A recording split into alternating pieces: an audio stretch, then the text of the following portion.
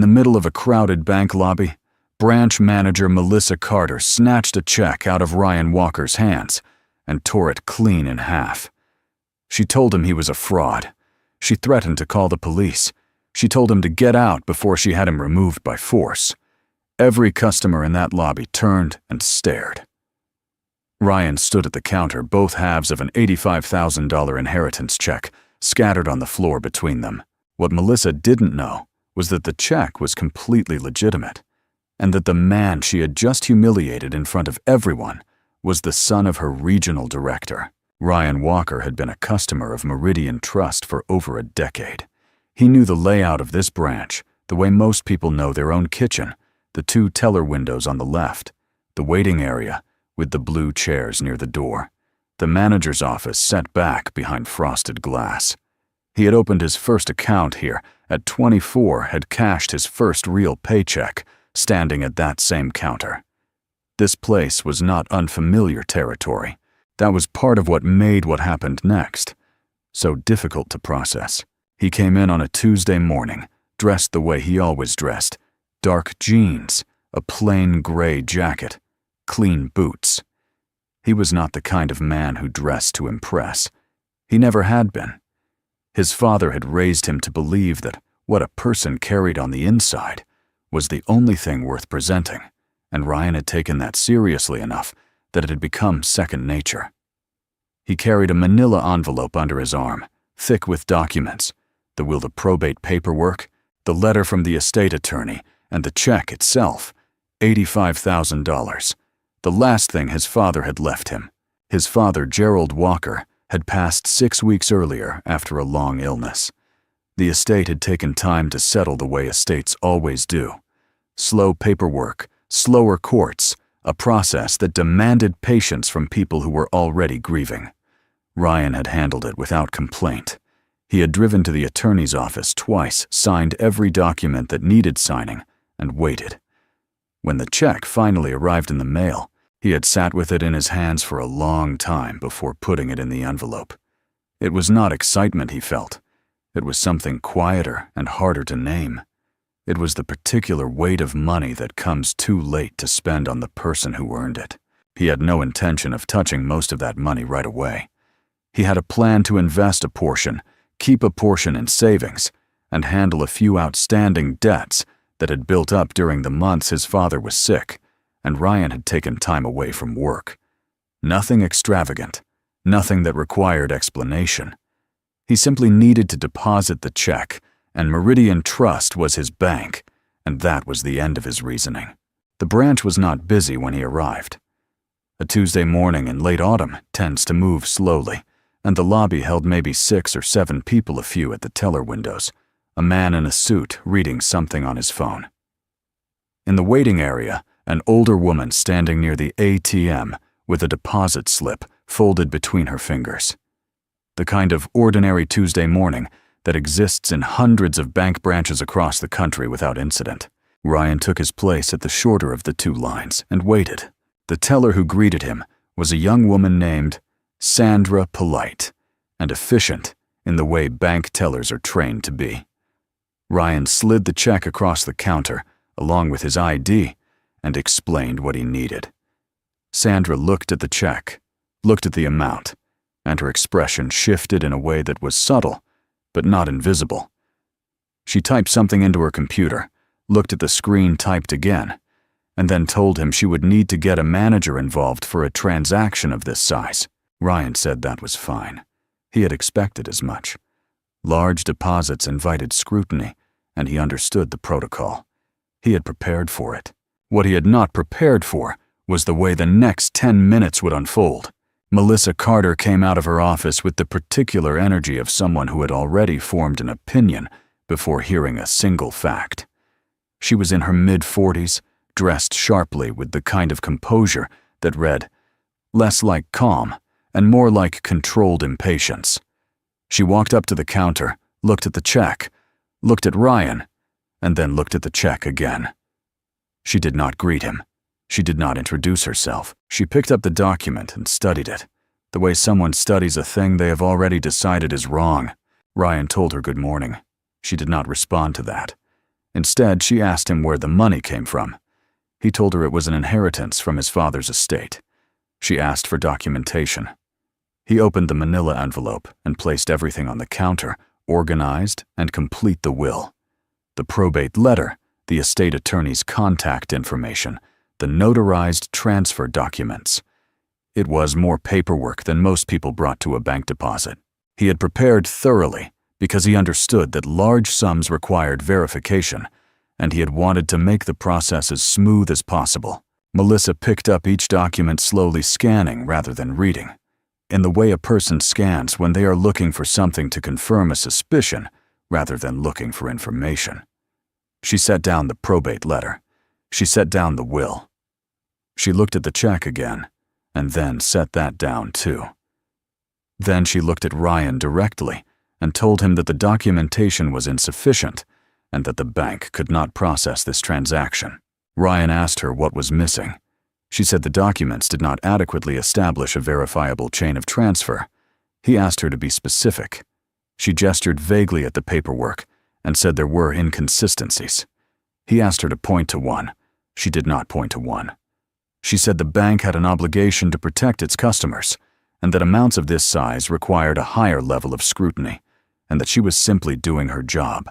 Ryan kept his voice even. He had spent years in situations that required him to keep his voice even, and he was good at it. He told her that the estate attorney's number was on the letterhead, and that she was welcome to call and verify anything she needed to verify. He told her the probate had been completed in the county court system and that the records were public. He told her that the check had been issued by a legitimate financial institution and that all she needed to do was make a phone call to confirm. He laid it out clearly, step by step, the way a person does when they are trying to solve a problem rather than win an argument. Melissa looked at him for a moment and then said that she wasn't going to make a phone call based on documentation she could not authenticate. Ryan asked who could authenticate it. She said that was not her problem. The lobby was not empty. There were 3 other customers at the teller windows, the man in a suit still waiting in the blue chairs near the door, and the older woman near the ATM. None of them were pretending not to listen anymore. The conversation had risen just enough in temperature that it had become difficult to ignore, and people in bank lobbies, when given something to watch, tend to watch. Ryan kept his tone level and said he had been a customer of this branch for over 10 years, that every piece of documentation she needed was right there on the counter, and that he was asking one more time that she process the deposit or explain clearly what additional steps he needed to take. He was not aggressive. He was precise. There is a specific kind of clarity that emerges in a person when they are being treated unjustly, and they know it, not heat exactly, but something with edges. What Melissa did next was not something Ryan had anticipated, and it was not something that anyone in that lobby anticipated either. She picked up the check. She looked at it once more, and then she tore it in half. It happened fast and without ceremony. The sound was small. Paper tearing has no real weight to it, but in the silence of that lobby, it landed like something much larger. She set both halves on the counter and told Ryan that she was flagging this as a fraudulent transaction, that she was going to contact the authorities, and that she needed him to step away from the counter and leave the building. Her voice was steady and certain, the voice of a person who believed they were in complete control of the situation. Ryan did not move. He looked at the 2 halves of the check on the counter. He looked at Melissa. He looked at the documents that were still spread across the surface between them. The probate letter, the will, the notarized transfer. All of it intact, all of it real, all of it meaning nothing to the woman standing across from him. Something settled in his chest in that moment, something that wasn't panic and wasn't rage. It was closer to a decision. The man in the suit near the door had stood up from his chair. The other customers at the teller windows had stopped conducting their business entirely. Sandra, the teller, had taken a small step back and was looking at the floor. The older woman near the ATM had her phone out, though whether she was using it or simply holding it was not yet clear. Melissa told him again to leave. She said it the way people say things when they expect the other person to simply comply, when the authority of the instruction is meant to be enough on its own. Ryan gathered his documents from the counter carefully one by one and placed them back inside the manila envelope. He sealed it. He set it under his arm. Then he looked at Melissa Carter and told her that he was not leaving. He told her that he was a legitimate customer with legitimate documentation and that he wanted to speak to someone above her. He said it quietly and without embellishment, but he said it in a voice that the entire lobby could hear. Melissa told him there was no one above her at this branch. Ryan said he understood that, and that he would wait for whoever she needed to contact at a higher level, and that he was happy to wait as long as necessary. He walked to the blue chairs near the door and sat down, envelope in his lap, and waited. There was a moment after he sat down where nothing happened. Melissa stood at the counter looking at him. The lobby had gone quiet in the specific way that public spaces go quiet when something has happened that no one knows how to process. The torn check sat on the counter in 2 pieces, and the documents that had proven everything sat tucked under the arm of a man sitting in a blue chair near the door, who had decided that today was not the day to walk away. What Melissa did not know, what almost no one in that building knew, was that Ryan's mother was Eleanor Walker. Eleanor Walker, who had worked in banking for over 20 years. Eleanor Walker, who had risen through every level of branch operations until she held the regional director title that put her above every branch manager in this district, including the one who had just torn her son's inheritance check in half and told him to get out. Eleanor Walker, whose office was in this same building 2 floors up, where she was currently reviewing quarterly reports and had not yet been told that anything was happening downstairs. Ryan had never used that. Not once. Not in any situation, professional or personal. It was not humility exactly. It was more like a principle he had decided on long ago and never revisited. His mother had built what she built through 2 decades of work that had nothing to do with him, and he had no interest in borrowing from it. There was a version of this morning where he simply said the name and watched the room change around him in seconds. He had thought of it. He had decided against it before the thought was fully formed. He had always handled his own problems. This one would be no different. He sat in the blue chair and looked straight ahead, and waited for whatever came next, because he had done nothing wrong, and he knew it, and he was prepared to prove it to whoever needed to be convinced. Outside the frosted glass of Melissa Carter's office, the lobby had not returned to normal. It had settled into a held-breath kind of stillness, the kind that exists when people know a situation is not finished and are deciding one by one whether they are going to stay and watch it resolve. Melissa did not go back to her office. She stood near the counter for a moment, watching Ryan sit down in the blue chair, and then she walked to the side of the teller station and made a call. She kept her voice low, but the lobby had gone quiet enough that fragments carried across the room. Suspicious transaction. Uncooperative individual. May need security assistance. She was not asking for help with a process. She was building a case out of the pieces available to her, assembling the language of procedure around a decision she had already made. The security guard on duty was a heavy-set man named Douglas, who had worked the lobby floor for years and knew the difference between a genuine threat and a situation that had simply gotten uncomfortable. He walked over to Ryan with the measured pace of someone who had been told to do something he did not entirely agree with. He told Ryan that the manager had requested he wait outside. Ryan looked up at him and said calmly that he was a customer of this bank and that he had done nothing wrong and that he intended to wait inside until the matter was resolved. Douglas looked at him for a moment, then looked back at Melissa, then looked at Ryan again and said he would need to ask him one more time. Ryan said the answer was the same. Douglas gave a small nod that communicated something closer to respect than compliance, and he stepped back without physically removing anyone. Melissa's jaw tightened from across the room. She ended her call and made another one. The customers who had been conducting business at the teller windows were no longer conducting business.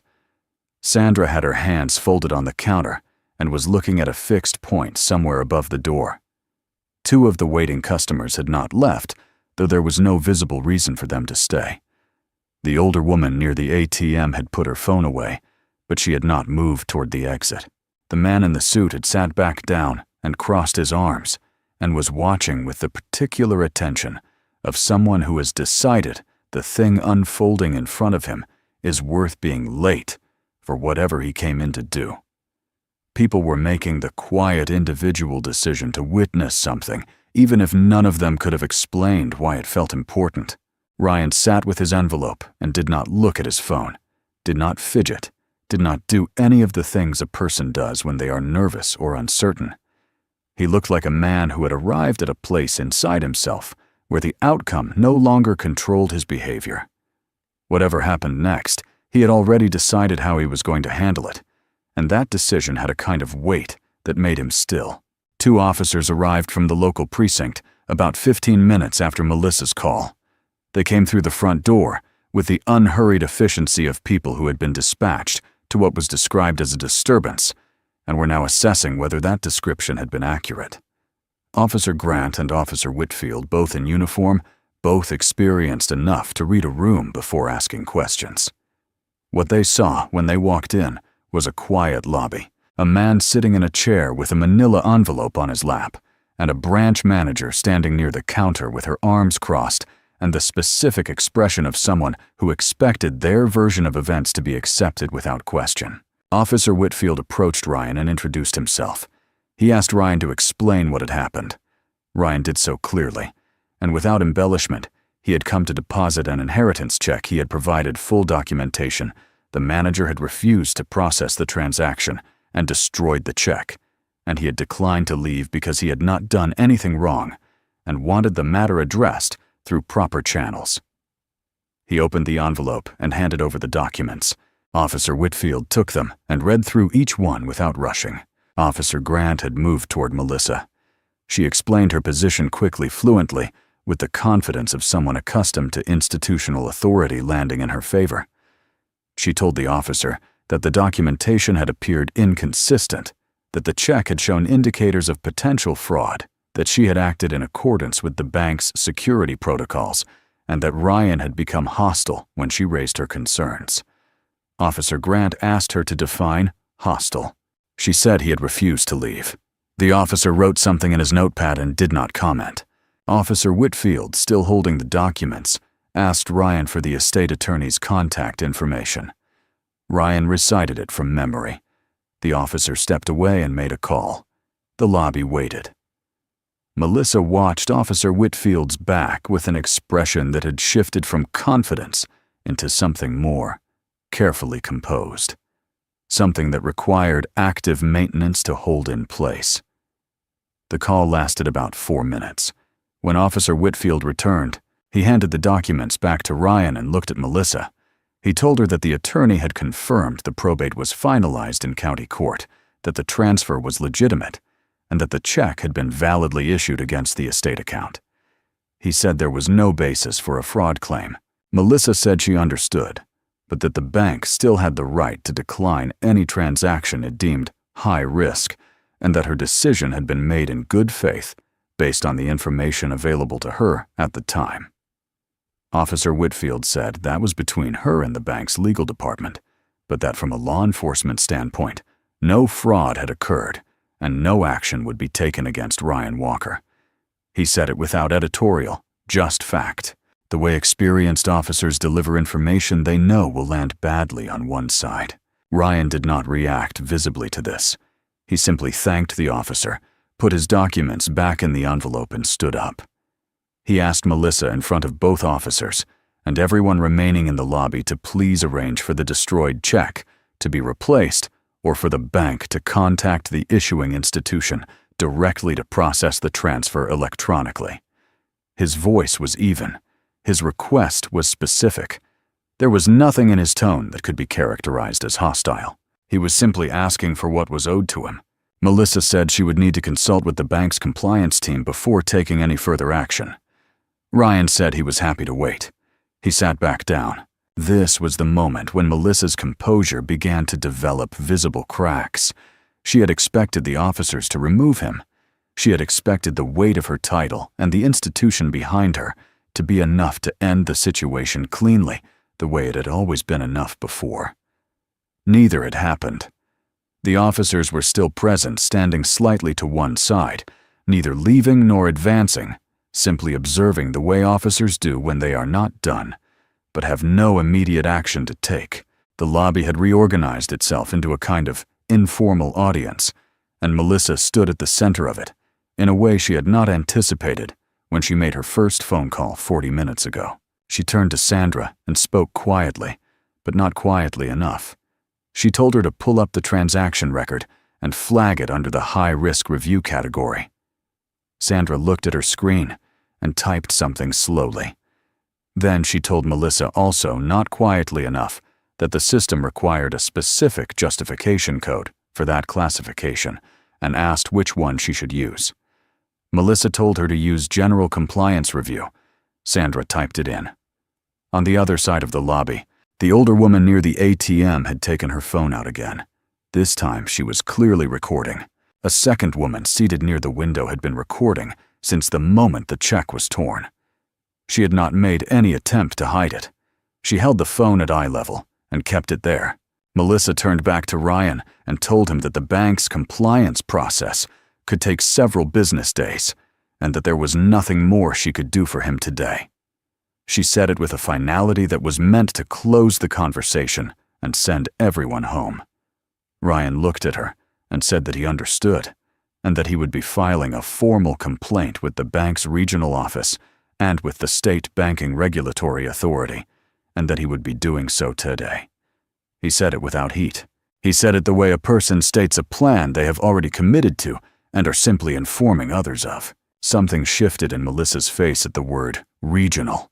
It was quick, and she controlled it fast, but it was there a flicker of something that was not quite concern yet, but was adjacent to it. She did not know what Ryan knew. She did not know what he was connected to. She had looked at him that morning and made a series of assumptions that had felt to her like professional instinct. A man in plain clothes with a large check and no obvious markers of the kind of financial standing she associated with $85,000. She had read the situation through those assumptions and acted on them without once questioning whether the assumptions themselves were accurate. She started to explain herself. It began as a professional justification, standard protocol security obligations, the bank's duty to its customers.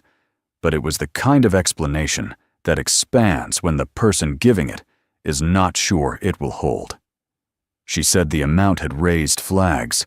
She said unexplained large deposits were a known vector for fraud. She said she had a responsibility to ask questions that other people might not want to answer. And then, before she seemed to realize what she was saying, she said that certain situations required a higher level of scrutiny, and that Ryan's situation had been one of them. Officer Grant, who had been quiet for several minutes, looked up from his notepad and asked her to clarify what she meant by Ryan's situation. Melissa did not answer immediately. The silence that followed was not the kind she could manage her way out of, and she seemed to know it. She said she had meant the size of the transaction. Officer Grant said she had already mentioned the size of the transaction and asked whether there was something else about the situation, something about Ryan specifically, that had informed her decision. Melissa said she had simply exercised her judgment based on the totality of the circumstances. Officer Grant wrote something down and did not ask a follow-up question, which was in its own way more damaging than if he had pressed further. The woman near the window lowered her phone for a moment, then raised it again. Ryan had not moved from the blue chair. He had listened to the entire exchange without interrupting, without reacting visibly, without giving Melissa any of the emotional material she might have used to redirect the focus of the room. He had simply been present, and his presence had become, over the course of the last hour, the clearest possible argument against everything she had claimed about him. He had not raised his voice. He had not threatened anyone. He had sat in a chair and waited, and the waiting itself had become a kind of testimony. It was at this point that the door to the stairwell at the back of the lobby opened, and Eleanor Walker walked in. She was not hurrying, but there was purpose in the way she moved, the particular economy of motion that belongs to someone who has covered a great deal of ground in their professional life and does not waste movement. She was in her early 60s, dressed simply but with precision, and she carried herself with the quiet authority of a person who had never needed a title to occupy a room. A branch administrator named Paul, who had clearly been the one to alert her, followed a step behind, and then stopped near the wall as Eleanor continued forward. He had recognized the last name on the incident report within minutes of it being filed, and had made the call upstairs without waiting to be told. She looked at the officers first, then at the lobby, then at the two halves of the torn check still sitting on the counter where Melissa had left them, then at Ryan, who looked back at her with the steady, unhurried expression of a man who had known exactly where this was going and had chosen to let it arrive on its own. Eleanor did not go to Ryan. She turned to Melissa and introduced herself with her full name and title, Regional Director, Meridian Trust, in the flat, factual tone of someone establishing ground rules before a conversation begins. Melissa's expression underwent a transformation that happened in stages. Recognition first, then recalibration, then something that looked like the specific internal horror of a person counting in real time. The ways in which they have catastrophically misread a situation. Eleanor asked Melissa to walk her through what had happened. Melissa began to explain. Eleanor let her talk. She did not interrupt, did not react visibly, did not give Melissa any signal about how the account was landing. She simply listened with the full, undivided attention of someone who is collecting information rather than preparing a response. When Melissa finished, Eleanor asked one question. She asked whether the documentation Ryan had provided had been reviewed by anyone in the bank's legal or compliance department before the check was destroyed. Melissa said it had not.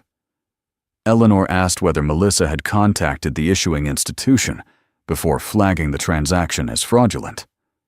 Melissa said she had not. Eleanor asked why. Melissa said she had exercised her judgment based on the circumstances in front of her. It landed the same way it had landed with Officer Grant, not as a defense, but as an exposure of the thing underneath the defense. Eleanor looked at her for a long moment, the kind of look that takes inventory without commenting, and then she turned to Paul and told him to pull every transaction record Melissa had flagged for review in the last 18 months. Paul nodded and moved toward the back office without asking any questions. The lobby had gone completely still. The officers remained where they were. The customers who had stayed were no longer pretending to be doing anything other than watching. The woman near the window still had her phone up. Melissa stood at the counter and said nothing because there was nothing left to say that would improve her position. And some part of her, the last functioning part of what had once been good instinct, understood that. Ryan sat in the blue chair and watched his mother work. He had not asked her to come. He had not called her, had not sent a message, had not in any way reached for the one resource that would have ended this situation in the first 5 minutes. He had waited for the truth to arrive on its own, in its own time, through its own means. It had. Paul came back from the back office in under 10 minutes. He carried a printed summary and a tablet with the full digital record pulled up, and he handed both to Eleanor without a word. Eleanor looked at the summary. First, the way she always looked at data, top to bottom. No skimming, no reaction on her face while she was still processing what she was reading. The lobby waited around her in the particular silence of people who understand that the document being read in front of them is more consequential than anything anyone in the room could say out loud. When Eleanor finished, she set the printed summary on the counter. She did not raise her voice. She did not make a speech. She looked at Melissa and told her that in the past 18 months, Melissa had flagged 31 transactions for high-risk review. Of those 31, 27 had been initiated by customers who, based on their account profiles and demographic information, visible in the system, shared certain characteristics. Paul had cross-referenced the flags against the outcomes. None of the 27 had resulted in confirmed fraud. 14 had been customers who never returned to the branch after being subjected to the same treatment Ryan had received that morning. The other 13 had filed informal complaints that had been routed to Melissa's own office for resolution and had gone nowhere. Melissa said that every one of those flags had been based on legitimate security concerns and that she stood by her assessment of each case.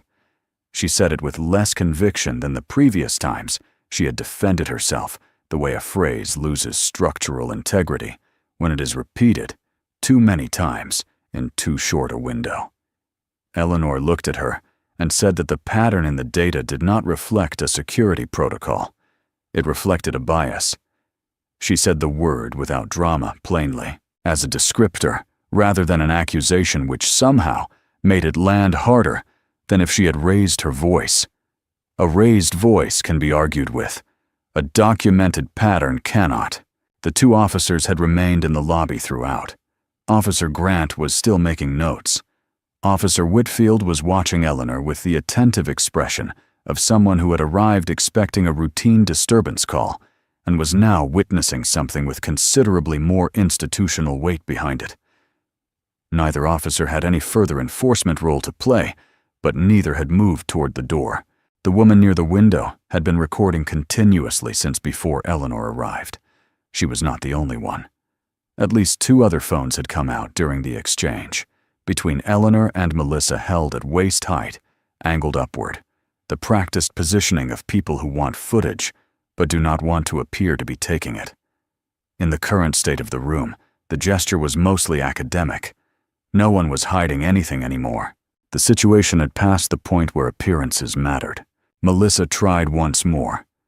She said that the bank's security guidelines gave branch managers broad discretionary authority, that she had exercised that authority within the bounds of her role, and that if there were questions about her methodology, the appropriate venue was the internal review process, not the lobby floor in front of customers and law enforcement. It was a structurally reasonable argument. It identified a real procedural principle. Under different circumstances, in a different room, with a different history behind it, it might have slowed things down. But Melissa had made that argument in a lobby, where a torn check was still sitting on the counter, where 2 police officers were present, where multiple customers were actively recording, and where the regional director was standing 3 feet away, holding a document that mapped 18 months of decisions onto a single, legible pattern. The argument had nowhere to land. Eleanor told Paul to initiate an expedited internal review, effective immediately, and to notify the bank's compliance and human resources departments before end of day. She told him to preserve all security footage from the lobby for that morning, and to ensure that every transaction record Melissa had flagged was locked from further modification. Paul wrote it down and stepped away to make the calls without being asked twice. Melissa stood at the counter. She had run out of responses that could change the direction of what was happening, and she seemed to understand that clearly now. The composure she had carried into the lobby that morning, the certainty, the institutional confidence, the unquestioned belief that her authority over this room was absolute, had not collapsed dramatically. It had simply been accounted for piece by piece, documented item by documented item, until there was nothing left of it that could bear any weight. Eleanor turned away from Melissa and walked to where Ryan was sitting. She sat down in the blue chair beside him, not the chair across from him, the one next to him, and for a moment neither of them said anything. They did not need to perform the reunion for the room. They were not estranged. They were a mother and a son who knew each other well enough to sit quietly, without it meaning anything other than exactly what it was. Ryan told her he had not called her. Eleanor said she knew. He said Paul must have recognized his last name on the incident report. Eleanor said that was right, and that Paul had done the correct thing.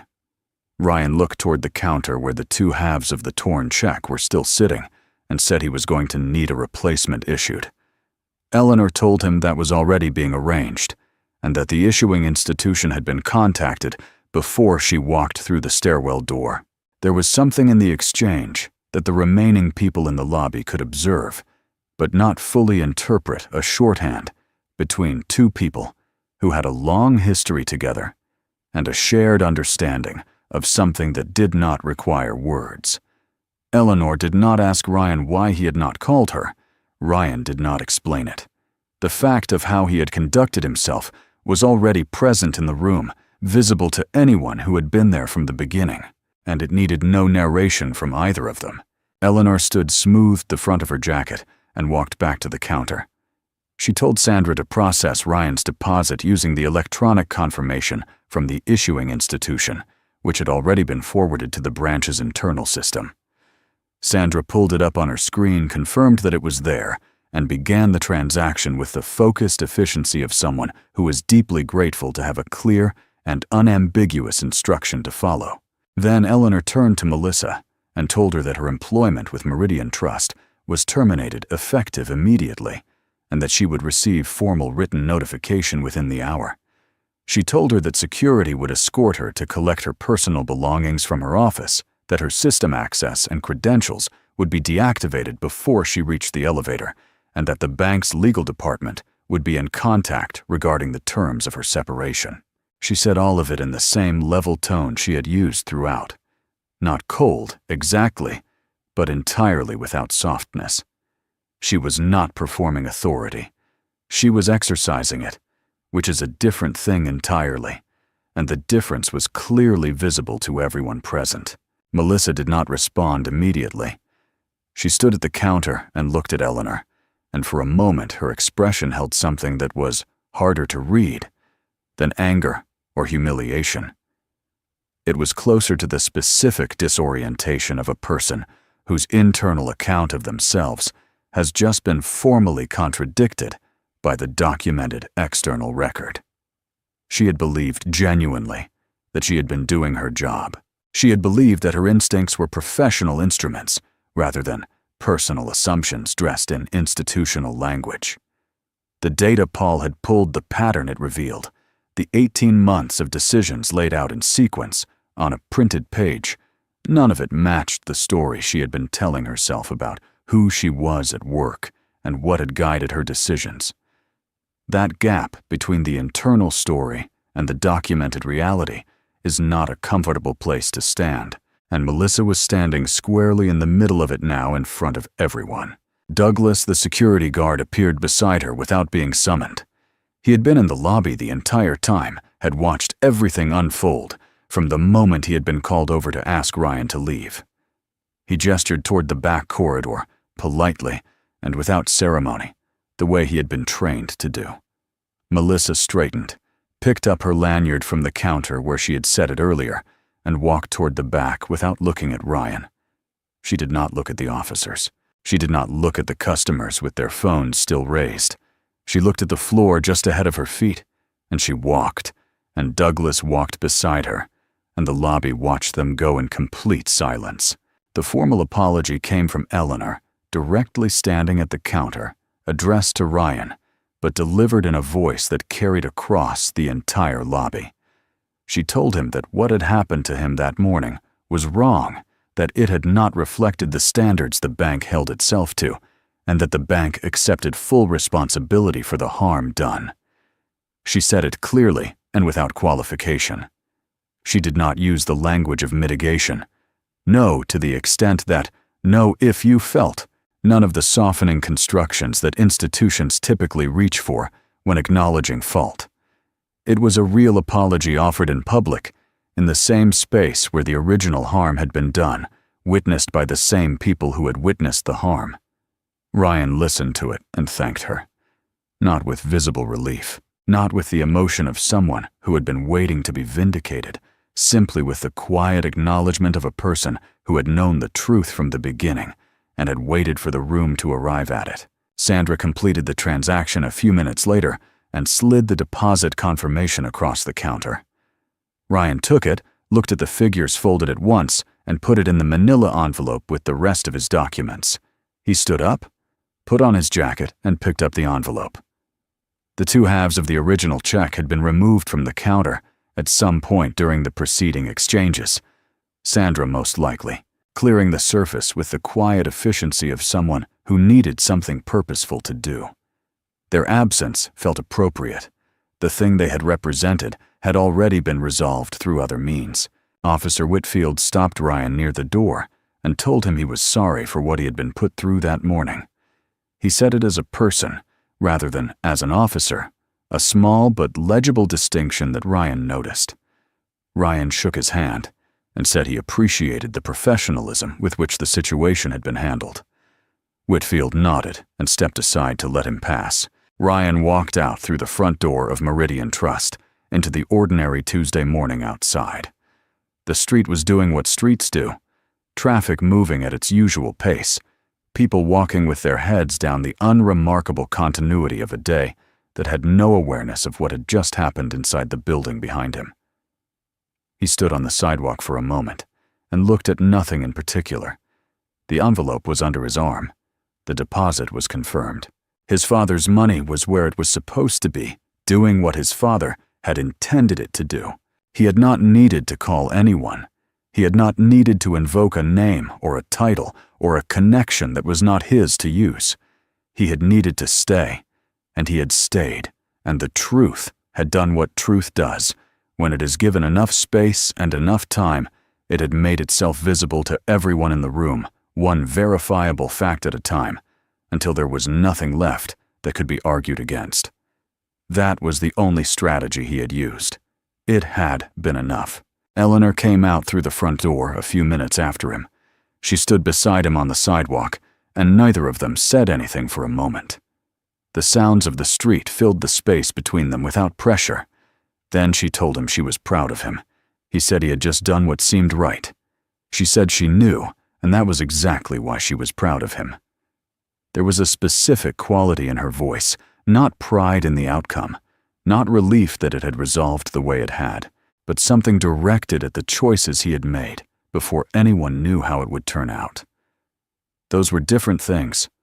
Eleanor Walker had been in the world long enough and had watched enough people make enough decisions under pressure to understand the difference clearly. Upstairs in the office that had been Melissa Carter's for the past several years, the access credentials had already been deactivated. The internal review was formally underway. The security footage had been preserved and flagged. The transaction records had been locked. 31 flagged cases were now under examination by the compliance team, and 14 customers who had walked out of that branch and never returned would eventually receive letters from the bank's legal department. Whether those letters would mean anything to any of them, whether an acknowledgement arriving months after the fact could repair what had been taken from them in a single interaction, was a separate question that the letters alone could not answer. But they would be sent. The record would be corrected as much as any record can be corrected after the fact. Melissa Carter had walked through the door of that branch every working day, believing she was a person of sound judgment. She had believed her assessments were built on experience and professional instinct. She had believed that the way she read people, the quick, practiced evaluation that told her within seconds who warranted her full attention and who did not, was a refined skill she had developed over a long career. She had built her professional identity on that belief and had never seriously examined what it was built on underneath. It had taken one ordinary Tuesday morning, one man who declined to leave, and one printed document summarizing 18 months of decisions to dismantle that belief entirely. Not because the rules had changed or the standards had shifted, because the evidence had always been there, accumulating quietly in the system, waiting for someone to look at it directly. Ryan Walker walked to his car, set the manila envelope carefully on the passenger seat, and drove home. The morning had cost him something real-time energy, the sustained effort of holding himself together in a public space, while someone methodically dismantled his dignity in front of strangers. But he had not left when she told him to leave. He had not used what he had access to. He had stood on the ground he was entitled to stand on, and he had waited for the facts to be heard, because he had believed they would be, and they had been. For Ryan Walker on that particular Tuesday morning, that was entirely enough.